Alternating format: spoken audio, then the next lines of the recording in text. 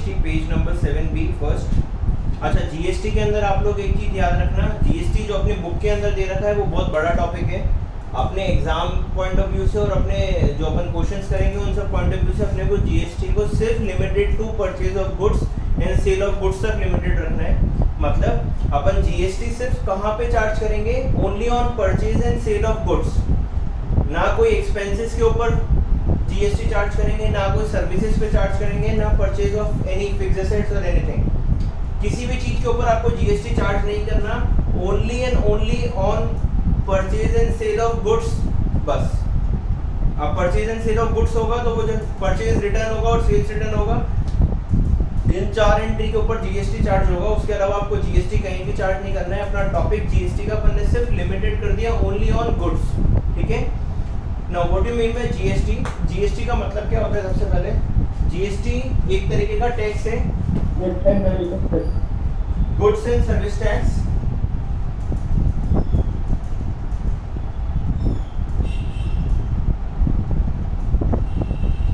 GST is goods and service tax. GST में क्या होता है आपका, पहले अलग अलग तरीके के काफी सारे टैक्स लगते थे, सेल्स टैक्स लगता था, वैट लगता था। अब सारे टैक्स को हटा के एक ही टैक्स लेकर आ गए, that is known as GST. GST के अंदर GST is charge on purchase and sale of goods.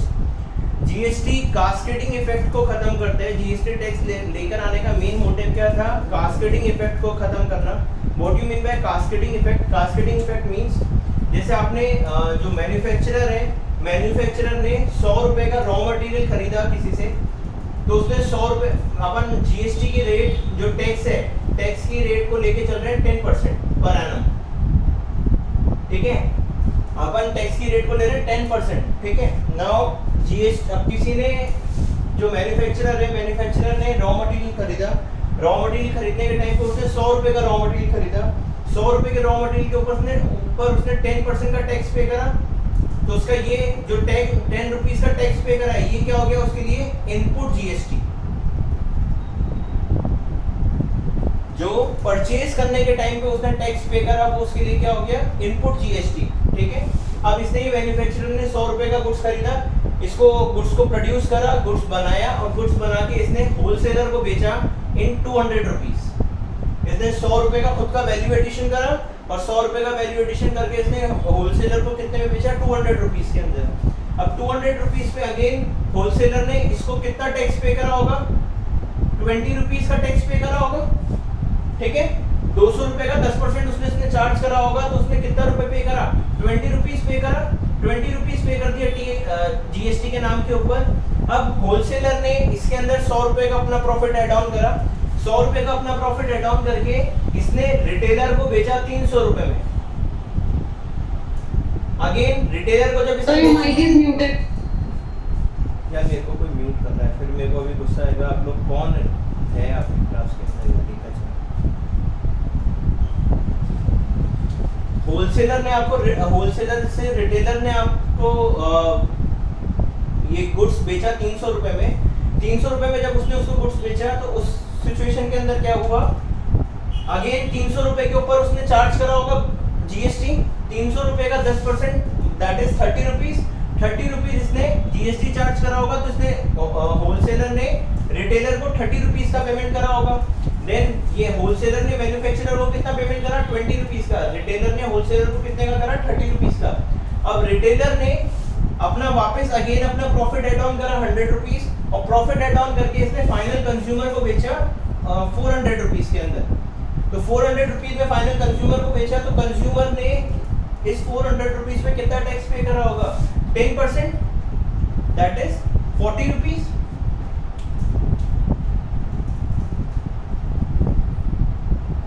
Total tax कितना कलेक्ट हो गया? देखो प्रोडक्ट के ऊपर 40 plus 30 70 plus 20 90 plus 10 100 rupees.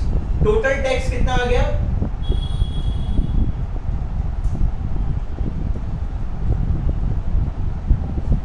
Total tax आ गया 100 रुपीज। अब ये टैक्स जो है वो जमा कैसे होगा गवर्नमेंट के पास में? पहले जो टैक्स सिस्टम था, टैक्स सिस्टम में पहले क्या होता था?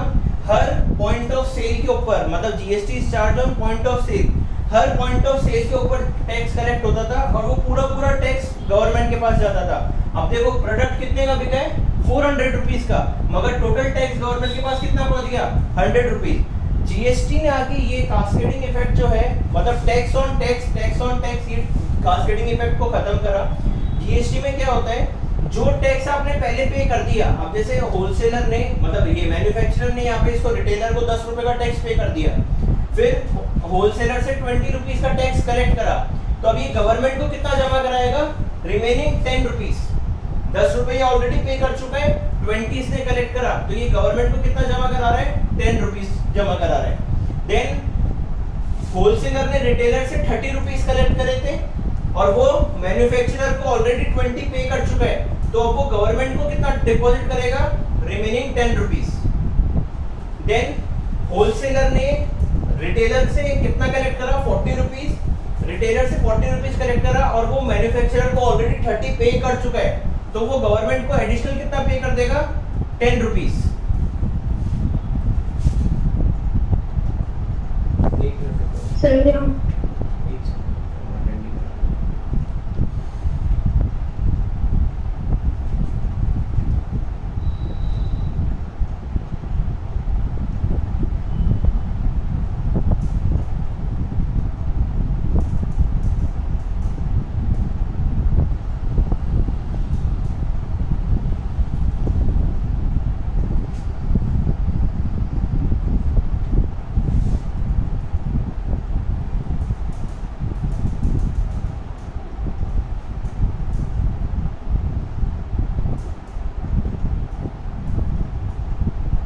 अब आ रही है आप लोगों को आवाज,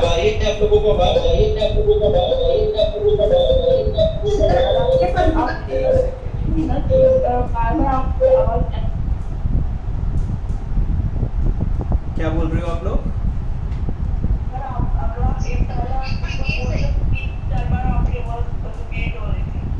अब तो ठीक है, ठीक। हाँ, तो टोटल गवर्नमेंट, अब इसने होलसेलर ने 40 रुपीज कलेक्ट करे कस्टमर से, 30 रुपीज वो ऑलरेडी पे कर चुका है, तो वो गवर्नमेंट को कितना पे करेगा, रिमेनिंग 10 रुपीज। अब देखो गवर्नमेंट के पास में कैसे टैक्स पहुंच रहा है, 10 रुपीज यहाँ से पहुंचा, 10 रुपीज यहाँ से पहुंचा, 10 रुपीज यहाँ से पहुंचा। 10 रुपीज जो होलसेलर ने, जब होलसेलर क्या मैन्युफैक्चरर ने जो सामान खरीदा था 10 रुपीज का, मतलब 100 रुपीज का, उसके ऊपर 10 रुपीज का टैक्स पे करा था, 10 रुपए गवर्नमेंट के पास यहाँ से पहुंचा, टोटल गवर्नमेंट के पास टैक्स कितना पहुंच रहा है, 10 plus 10 plus 10 plus 10, 40 rupees. Goods भी कितने का है, 400 रुपीज का, 400 का 10% निकालोगे कितना जाएगा, 40। तो अब जितने का गुड्स है, टैक्स भी गवर्नमेंट के पास उतना ही पहुंच रहा है। और पहले क्या हो रहा था, कास्केडिंग इफेक्ट लग के 400 के गुड्स के ऊपर 100 रुपीज का टैक्स गवर्नमेंट के पास में डिपॉजिट हो रहा था। तो एक्स्ट्रा टैक्स इवेजन, इससे टैक्स इवेजन कम होगा, टैक्स अपना कम लगेगा, प्रोडक्ट की प्राइसेस अपनी कम हो जाएगी।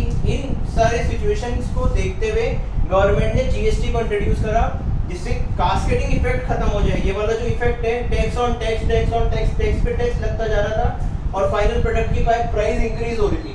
इसमें फाइनल प्रोडक्ट की प्राइस इंक्रीज नहीं होती, जो टैक्स ऑलरेडी कोई भी पार्टी पहले पे कर चुकी है, नेक्स्ट टैक्स वो जितना कलेक्ट कर रही है, डिफरेंस अमाउंट ही उसको गवर्नमेंट को डिपॉजिट करना है। और पुराना वाला जो सिस्टम था, पुराने वाले सिस्टम में क्या हो रहा था, 100 रुपीज का सामान इसने खरीदा, 10 रुपीज का टैक्स पे करा, तो इसके लिए कॉस्ट कितनी हो गई, 110 हो गई।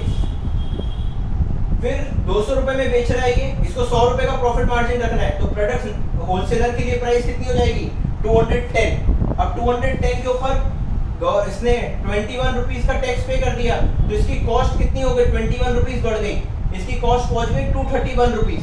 अभी 231 पे अगेन अगर ये 100 रुपए का प्रॉफिट मार्जिन रख रहा है, तो ये नेक्स्ट आदमी को कितने में बेचेगा, 331 रुपीज के अंदर।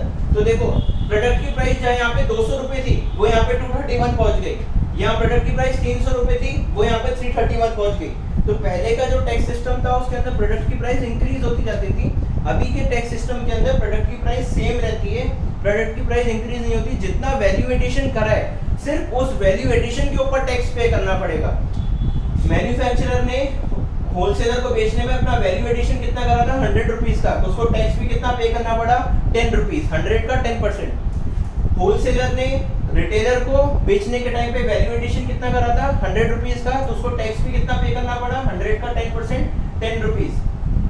रिटेलर ने कस्टमर को बेचने के टाइम पे वैल्यू एडिशन कितना करा था 100 रुपीज, तो उसको टैक्स भी कितना पे करना पड़ा 100 का 10% 10 रुपीज। तो GST is a tax which is charge only on value addition. Product के अंदर जितना वैल्यू एडिशन होगा वैल्यू एडिशन के ऊपर ही टैक्स पे करना पड़ेगा। This is the main objective of bringing GST into the tax system. ठीक है, अब जीएसटी की एंट्रीज कैसे होती है। जीएसटी की देखो टैक्स रेट्स दे रखी है आपको। टैक्स रेट्स 5 तरीके की टैक्स रेट्स होती है, 0%, 5%, 12%, 18% एंड 28%। ये आपको सिर्फ थ्योरी पर्पस के लिए याद रखना है। एग्जाम के अंदर आपको क्वेश्चन के अंदर ऑलरेडी टैक्स रेट मेंशन होगी। जो भी आपका क्वेश्चन आएगा उसमें टैक्स रेट मेंशन होके आएगा कि आपको कितने % से टैक्स लगाना है। इन केस अगर कोई टैक्स नहीं आता है तो आपको 12% चार्ज करना है। ठीक है, अच्छा अब आपका टैक्स रेट देखो 0% टैक्स रेट किस पे लगता है, फूड आइटम्स के ऊपर। जो भी डेली प्रोडक्ट डेली यूज की फूड आइटम्स है, बेसिक नेसेसिटीज है, उसके ऊपर कितना लगेगा 0%।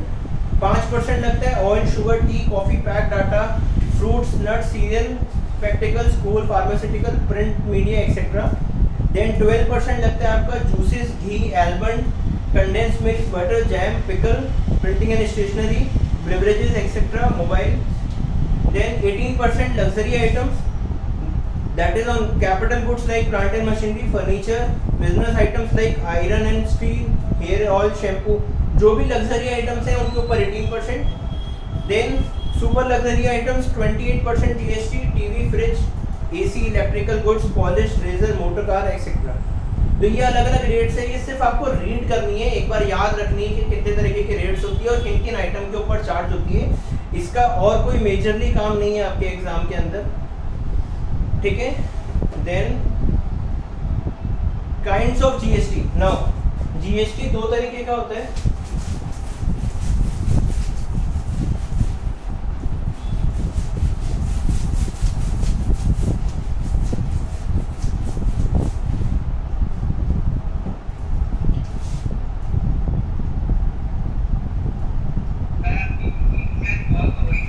क्या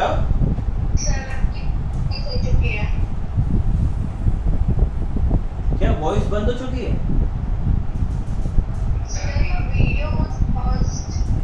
वीडियो तो एक्टिव है बेटा,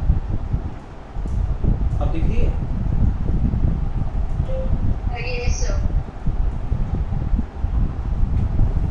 हाँ, तो kind of GST. Now GST 2 तरीके का होता है। एक जो अपन इंटर स्टेट के ऊपर लगाते हैं, विद इन द स्टेट अगर मैं कोई भी परचेज एंड सेल कर रहा हूँ वो जीएसटी, ये मैंने लिख दिया विद इन द स्टेट। और outside the state.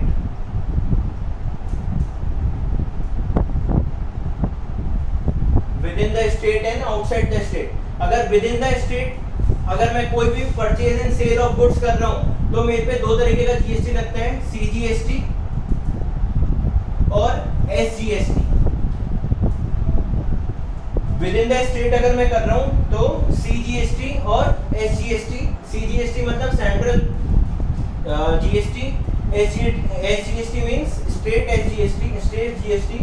Now outside the state अगर मैं कर रहा हूं तो मेरे को कौन सा जीएसटी चार्ज करना है, IGST.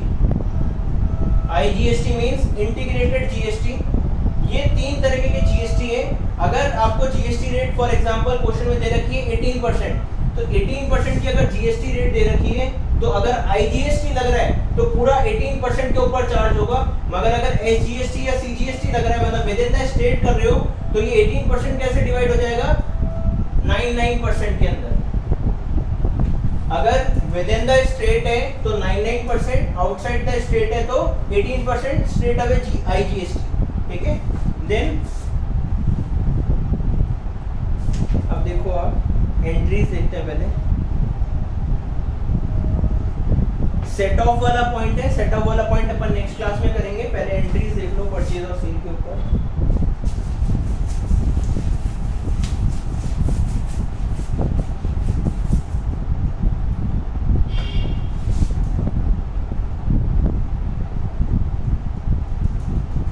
Purchase of goods,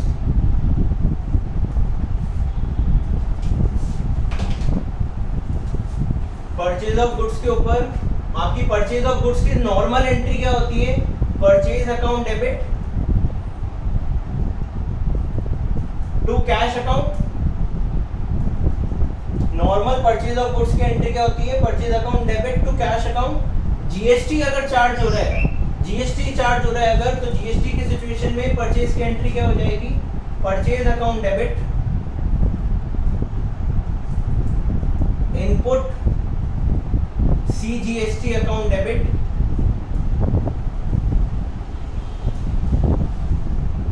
input SGST account debit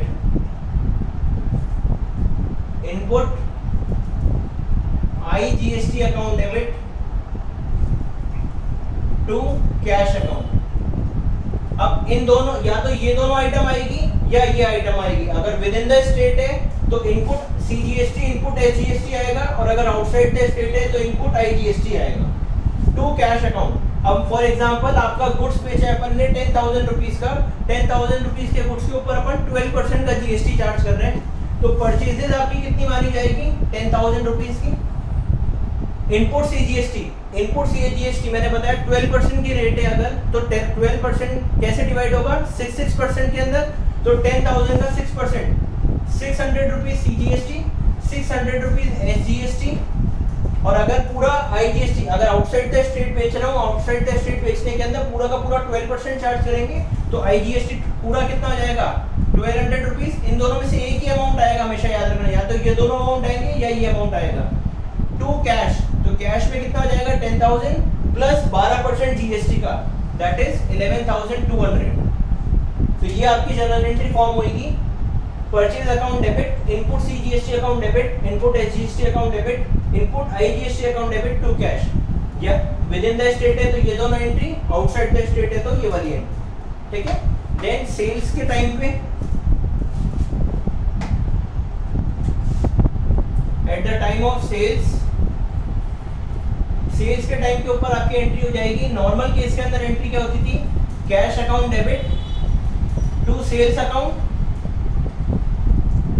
अगर जीएसटी का टॉपिक है, जीएसटी लगा है आपके ऊपर, तो आपकी एंट्री क्या हो जाएगी, cash account debit to sales account to output CGST to output SGST to output IGST.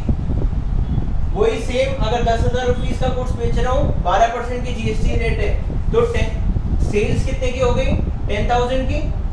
CGST वही, उस पे 600 रुपए, ये भी 600 रुपए। अगर पूरा आईजीएसटी है तो पूरा का पूरा 12% लगेगा, दैट इज 1200। और कैश में कितना आ जाएगा, 11,200। तो ये बेसिक दो सिंपल एंट्रीज है परचेज और सेल की। परचेज के टाइम पे purchase account debit input CGST debit input SGST debit input IGST debit to cash, और सेल्स के टाइम पे cash account debit to sales to output CGST to output SGST to output IGST, ठीक है। इन दोनों में से हमेशा एक ही आएगा, अगर विद इन द स्टेट है तो आउटपुट सीजीएसटी आउटपुट एसजीएसटी, और अगर आउटसाइड द स्टेट है तो आउटपुट आईजीएसटी, ठीक है। आईजीएसटी चार्ज होता है आउटसाइड द स्टेट के सेल के ऊपर, और सीजीएसटी एसजीएसटी चार्ज होता है विद इन द स्टेट के ऊपर। जीएसटी आपको चार्ज करना है only and only on purchase and sale of goods, इसके अलावा किसी भी एंट्री पे अपन जीएसटी चार्ज नहीं करेंगे, ठीक है। समझ आया सबको? Yes sir. अच्छा, कल की क्लास, अच्छा परचेज रिटर्न और सेल्स रिटर्न की एंट्री भी बता देता हूँ। परचेज रिटर्न में क्या हो जाएगा, एंट्री रिवर्स हो जाएगी। अगर मैंने किसी मेरा कोई डेटर है राम या क्रेडिटर है मेरा राम, मैंने एंट्री उससे सब सामान गुड्स खरीदा था। क्या वो आप लोग कुछ बोल रहे हो क्या? नहीं सर। अच्छा, परचेज रिटर्न की भी एंट्री बता देता हूँ फटाफट। परचेज रिटर्न सेल्स रिटर्न की भी एंट्री देख लेते हैं। ये अपनी परचेज रिटर्न की एंट्री। परचेज रिटर्न, अगर मैं राम से परचेज रिटर्न कर रहा हूँ, मैंने राम से स्टार्टिंग में कोई सामान खरीदा था, एंट्री पास करी थी purchase account debit to Ram account. अब परचेज रिटर्न कर रहा हूँ तो एंट्री क्या बन जाएगी, Ram account debit to purchase return. अगर जीएसटी का टॉपिक है तो उस सिचुएशन में एंट्री क्या बनेगी, Ram account debit to purchase return account to input CGST to input SGST to input IGST। जब आपने परचेज करने के टाइम पे इनपुट लिखा था तो परचेज रिटर्न के टाइम पे भी क्या लिखोगे, इनपुट लिखोगे, ये ध्यान रखना।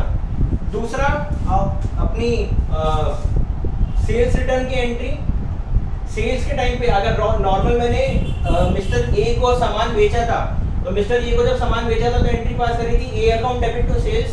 अब वो मुझे सामान वापस कर रहा है, रिटर्न कर रहा है, तो नॉर्मल केस में एंट्री क्या बनती थी, sales return account debit to mister A account.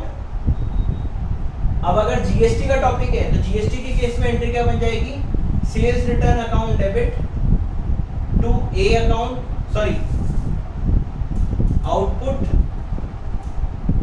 CGST account debit,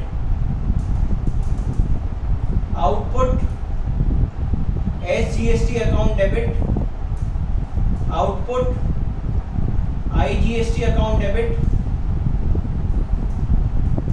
to mister A account. जब सामान बेचा था तो अपन ने आउटपुट CGST लिखा था, और तब जब सामान रिटर्न करेंगे वापस, जब अपन सेल्स रिटर्न करेंगे तो सेल्स रिटर्न के टाइम पे भी आउटपुट वर्ड लिखेंगे। ये चीज ध्यान रख लेना, बस मेन चीज। 4 एंट्रीज है, 4 एंट्रीज का ध्यान रखना है आपको, purchase, sale, purchase return, sales return. केवल जीएसटी का टॉपिक आपके लिए इतना ही है, इसके बाद जीएसटी का टॉपिक नहीं आएगा प्रैक्टिकल फॉर्म के अंदर।